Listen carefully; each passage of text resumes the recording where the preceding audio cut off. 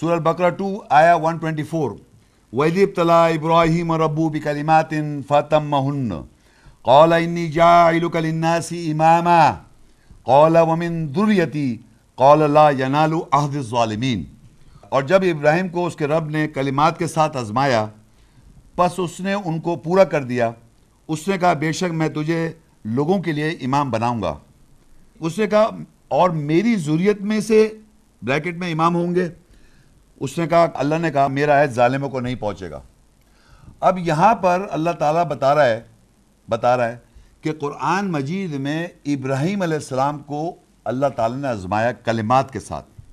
کلمات انگریزی میں ورڈز کہتے ہیں. یہ جو آیات کی جو الفاظ اردو میں پڑھ رہا ہوں، عربی میں اس کو کلمہ کہتے ہیں. ایک کلمہ، کلمات، بہت سارے ورڈز. یہ جو ہم ورڈز پڑھ رہے ہیں یہاں آپ کے سامنے ورڈز نظر آ رہے ہیں، یہ جملے جو ہیں یہ ورڈز سے بنے ہوئے ہیں، یہ کلمات ہیں. جب ہم اس کو پڑھتے ہیں تو ایک اس میں انڈرسٹینڈنگ آتی ہے، اس کی روح آتی ہے. تو جو کچھ اس میں سے ہمیں عکس کرتے ہیں، یہ جو روح سمجھتے ہیں، سمجھو ہماری آزمائش ہو رہی ہے، ہمیں اس کے سننے بعد کیا کرنا ہے. تو ابراہیم علیہ السلام کے بہت زیادہ ذکر ہے قرآن مجید مختلف جگہوں پر، اور ان کو کیا کیا ان سے کہا، کیا وہ پورا ڈیٹیل میں نہیں جا رہا. میں سمجھانا ہی چاہ رہا ہوں کہ اللہ کے کلام جو کتاب ہے، جو کلام اللہ کا ہے، کلمات ہیں اس میں. اس جو کچھ آپ سن رہے ہیں ابھی، جو آپ نے پچھلی آیتیں سنی، یہ کلمات ہیں. آیات سنی آپ نے یا کتاب کو سنا آپ نے، اور کلمات تھے، ورڈز تھے وہ اللہ کے. اس سے آزمائش آپ سب کی بھی ہو رہی ہے، اور اسی طرح ابراہیم علیہ السلام کی کلمات سے آزمائش ہوئی. سمجھیے؟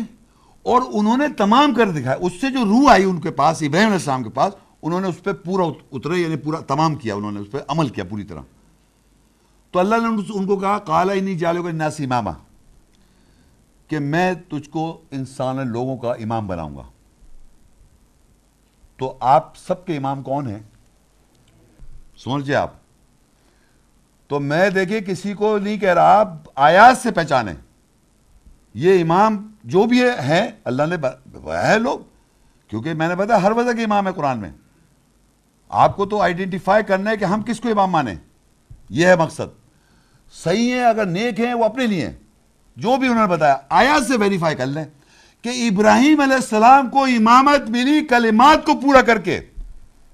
آیات کی جب وضاحت ہوئے گی آپ کو، اس کو سمجھنے کے بعد اگر آپ اس پہ عمل کریں گے، ایمان لائیں گے، تو آپ کو امامت ملے گی.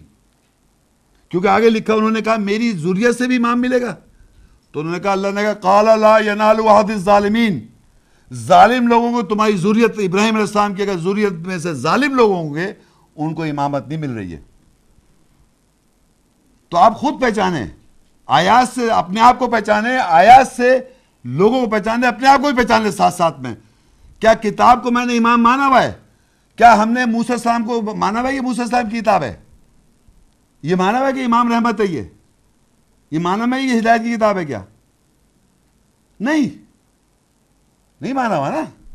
تو یہاں آپ کو دیکھیں تو اللہ کہہ رہا ہے ظالموں کو عہد نہیں پہنچے گا میرا.